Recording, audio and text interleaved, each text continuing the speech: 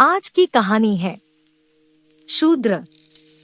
गांव के सिरे पर एक माँ बेटी झोपड़ी में रहती थी।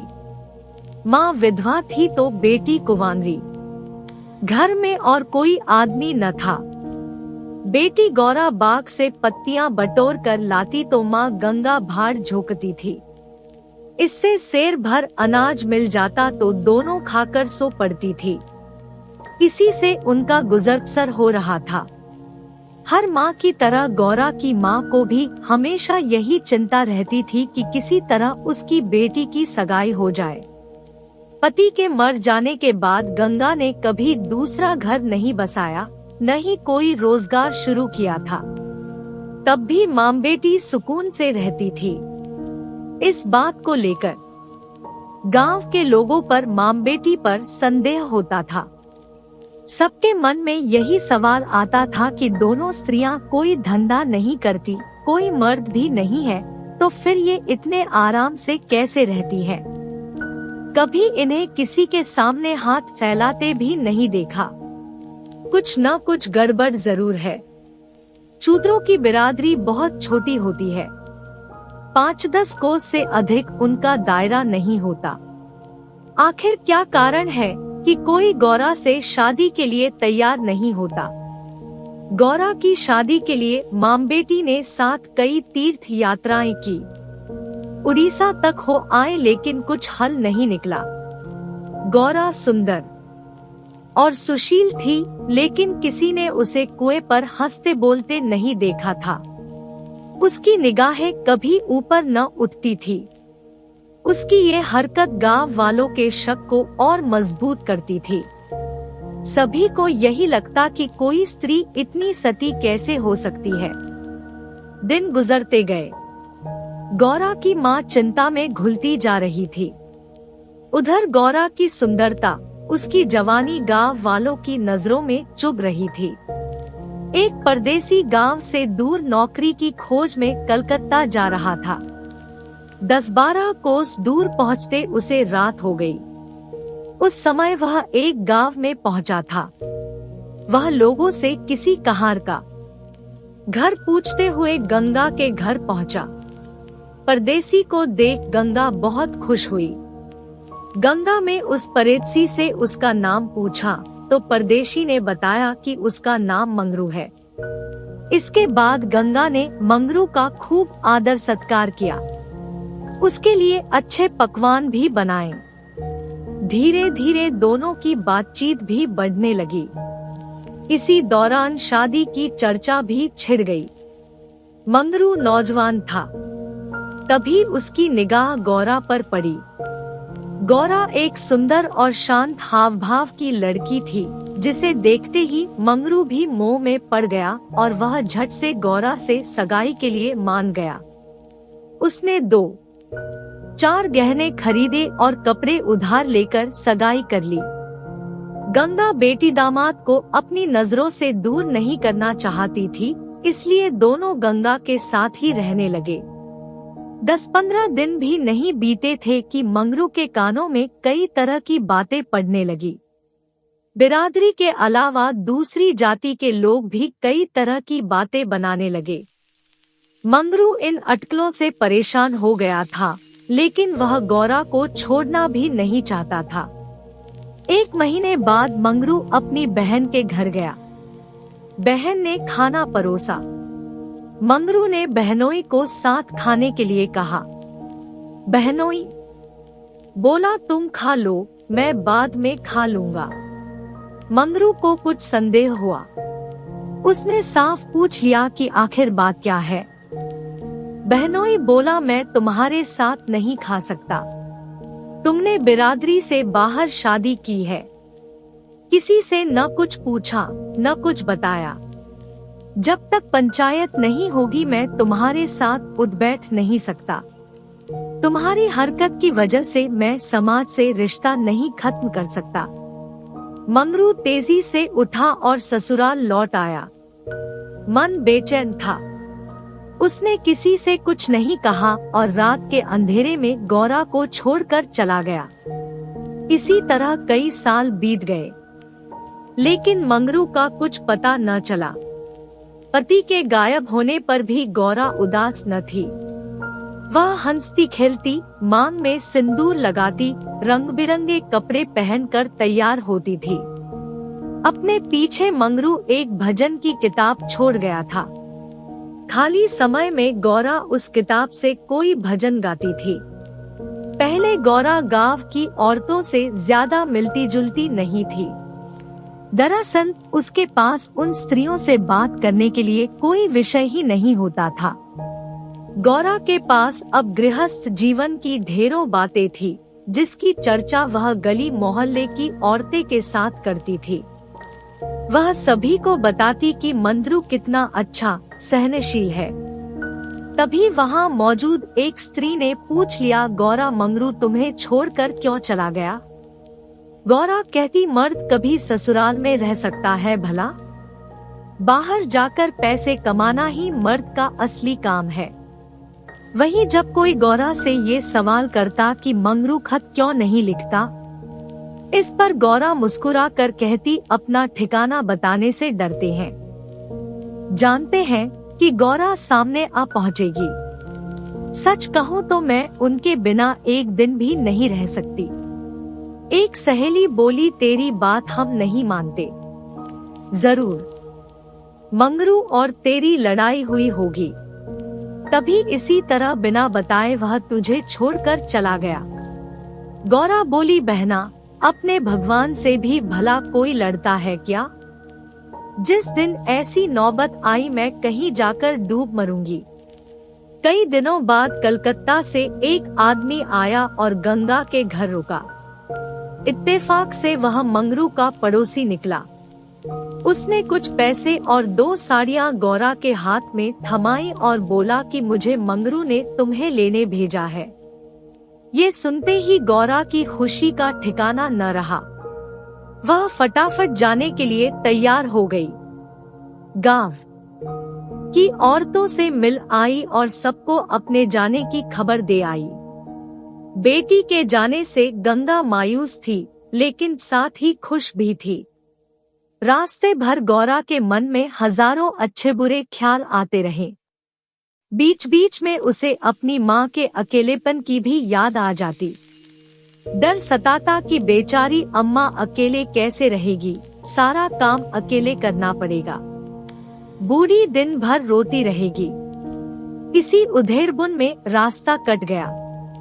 लगभग 3 दिनों बाद गाड़ी कलकत्ता स्टेशन पहुंची। गौरा का दिल जोर से धड़क रहा था। वह प्लेटफॉर्म पर उतरकर मंगरू का इंतजार करने लगी। बूढ़ा बोला, मैंने आसपास सभी जगह देख लिया, लेकिन मंगरू तो कहीं दिखाई नहीं दे रहा है। शायद अब तक आया नहीं है। गौरा घबरा गई। तभी बूढ़ा बोला, चलो हम डेरा पर चलते हैं। उसे मालूम न था कि हम कौन सी गाड़ी से आ रहे हैं। ऐसे में भला उसकी राह देखने से कोई फायदा नहीं। गौरा बात मान गई और दोनों तांगे पर सवार होकर चल दिए। यह पहली बार था जब गौरा गांव से बाहर निकली थी। उसकी आंखें इधर उधर चीजों को निहारने में लगी हुई थी। अचानक तांगा एक सुंदर और विशाल भवन के सामने रुका। गौरा उतरी और तेजी से सीढ़ियों के सहारे ऊपर चढ़ने लगी। मंगरू से मिलने की थोड़ी भी देरी उससे बर्दाश्त नहीं हो रही थी। तभी बूढ़े ने पहली मंजिल के एक कमरे की ओर इशारा करते हुए कहा, यह मंगरू का कमरा है, जाओ, वह अंदर ही पड़ा होगा। गौरा अंदर गई, लेकिन कमरे में कोई न था। कोने में खाट और 4-5 बर्तन पड़े हुए थे। वह बाहर आई और बूढ़े को बताया। बूढ़ा बोला, मंगरू काम पर गया होगा, शाम को लौटेगा। यहाँ वह किराए पर रहता है। कमरे में मंगरू को न पाकर गौरा थोड़ी मायूस हो गई, लेकिन शाम को मिलने की सोचकर मुस्काई और साफ सफाई में लग गई। उसने कमरे में झाड़ू लगाया, बर्तन धोए, नहा धोकर शाम का इंतजार करने लगी। राह देखते देखते देर शाम हो गई। लेकिन मंगरू का अब तक कोई पता न था। गौरा का मन फिर घबराने लगा। घना अंधेरा छा गया था, परंतु कमरे में एक दीपक तक न था। जब भी किसी की आहट होती तो गौरा को लगता मंगरू आया होगा, लेकिन दरवाजे पर कोई दस्तक न होती थी। कुछ देर बाद दस्तक हुई। गौरा दौड़ी और दरवाजा खोला। सामने बूढ़ा खड़ा था। गौरा बोली, वो अब तक आए क्यों नहीं आया? बूढ़ा बोला, अभी मैं मंगरू के दफ्तर से ही लौटा हूँ। साहब ने बताया कि मंगरू का ट्रांसफर हो गया है। मंगरू ने साहब से कई मिन्नतें की, लेकिन किसी ने उसकी एक न सुनी और दूसरी जगह भेज दिया। मैं दफ्तर से उसका नया पता ले आया हूँ। कल सुबह तुम्हें जहाज पर बैठा दूंगा, फिर तुम अपने मंगरू के पास चली जाना। गौरा घबरा कर बोली, जहाज में? कितने दिन का सफर होगा? बूढ़े ने कहा, कम से कम 8 से 10 दिन तो जरूर लगेंगे। लेकिन घबराओ मत, तुम्हें कोई परेशानी नहीं होगी। तय बात के मुताबिक अगले दिन गौरा बूढ़े के साथ मंगरू के पास जाने के लिए निकली। बूढ़े ने उसे जहाज पर बैठाया और विदा किया। जहाज जैसे जैसे किनारे से अलग हो रहा था, वैसे वैसे गौरा को लग रहा था कि अब उसकी अम्मा, गांव सब पीछे छूट रहा है। चारों ओर पानी पानी देख गौरा का मन अजीब हो रहा था। अनजान जगह में मंगरू को कहाँ खोजेगी, यह सोच सोच कर उसका दिल बैठा जा रहा था। जहाज पर कई स्त्रियां और पुरुष सवार थे। गौरा उन्हें देख और उनकी बातें सुन रही थी। तभी उसकी नजर एक कोने में अकेली बैठी स्त्री पर पड़ी। गौरा ने हिम्मत कर उससे पूछा, कहाँ जा रही हो बहन? ये सुनते ही स्त्री की आंखें डबडबा गई। बोली, मुझे नहीं मालूम कि मैं कहाँ जा रही हूँ, बस जहाँ भाग्य ले जाए वहाँ चली जा रही हूँ। तुम कहाँ जा रही हो? गौरा बोली, मैं तो अपने मालिक के पास। स्त्री झट से बोली, बहन कोई तुम्हें बहला फुसला कर लाया है। तुम किसके साथ यहाँ आई? गौरा ने कहा, मुझे एक बूढ़ा ब्राह्मण यहाँ बैठा गया। मैं तो अपने पति से मिलने कलकत्ता आई थी। स्त्री बोली, किनारे पर जो लंबा दुबला सा बूढ़ा था, जिसकी एक आंख फूली हुई थी, वही? गौरा, हाँ बहन वही। स्त्री बोली, बहन उसी दुष्ट ने मेरा जीवन बर्बाद किया है। भगवान करे उसकी 7 पुश्तों को नरक नसीब हो। उस कपटी के कारण मैं किसी को मुंह दिखाने लायक नहीं रही। अब जा रही हूँ मिस्र देश, वहीं मेहनत मजदूरी करके गुजर बसर करूंगी। ये सब सुनकर गौरा के मुंह से बोल न फूटे। वह सोचने लगी कि अब क्या करूंगी। उसे अपनी माँ, अपने गांव, सहेलियों की याद आने लगी। कुछ क्षण बाद हिम्मत करके बोली, अब क्या करे बहन?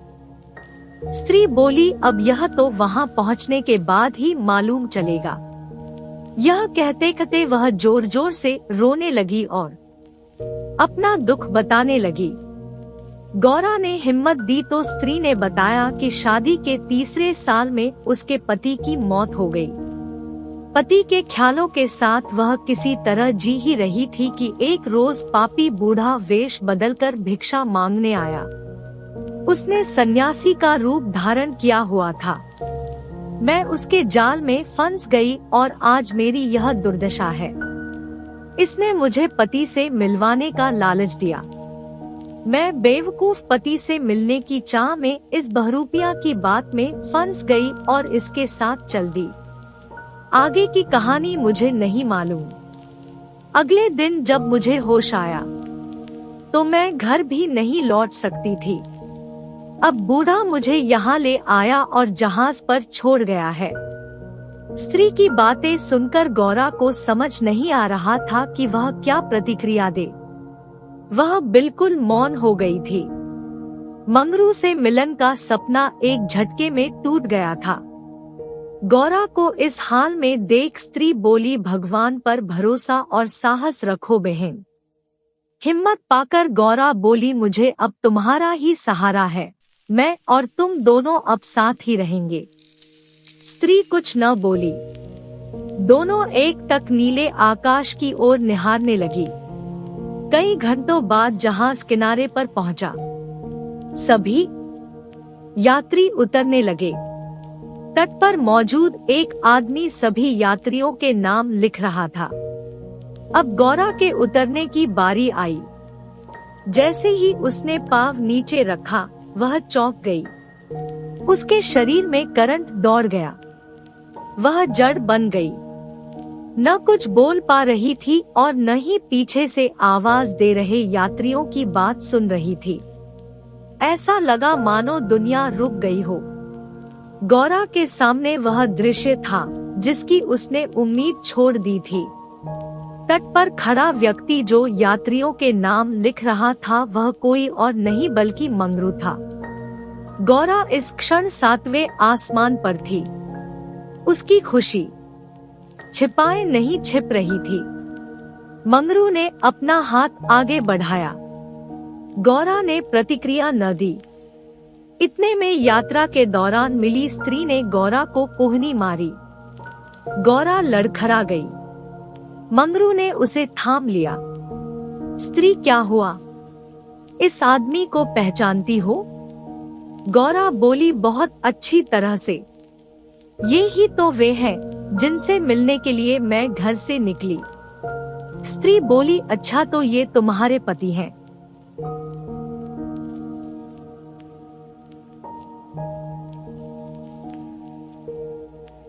अब तो तुम मेरे साथ न आओगी, मुझे भूल जाओगी। गौरा बोली, क्या ऐसा भी हो सकता है भला? तुमने मुझे सहारा दिया है। मंगरू इन दोनों से दूर अपने काम पर लगा हुआ था। वह यात्रियों से जानकारियां जुटाने में व्यस्त था। गौरा कोने में खड़ी मंगरू को निहार रही थी। कुछ देर बाद उसका काम खत्म हुआ और वह गौरा के पास आया। मंगरू, तुम कौन हो? क्या नाम है तुम्हारा और कहां से आई हो? गौरा मंद मंद मुस्काई और बोली, गौरा नाम है हमारा। मदनपुर, बनारस से आए हैं। मंगरू ने उसका हाथ थाम लिया और आंखों में आंसू लिए बोला, भला तुम यहाँ आई कैसे? गौरा ने उसके आंसू पोंछे और चौंक कर बोली, तुमने ही तो बुलावा भेजा था, सो मैं आ गई। मंगरू को समझ नहीं आया कि गौरा क्या कह रही है। उसने बोला, मैंने कब बुलावा भेजा? भला मैं तो पिछले 7 सालों से यहाँ कैद हूँ, चाह कर भी घर नहीं जा सका। गौरा घबरा कर बोली, तुमने बूढ़े को नहीं भेजा था मुझे लाने के लिए? मंगरू बोला, बिल्कुल नहीं। गौरा का मन छोटा हो गया। उसने इस जवाब की आशा न की थी। गौरा गुस्से में बोली, मैं कल ही यहाँ से चली जाऊंगी, मुझे तुम पर बोझ नहीं बनना।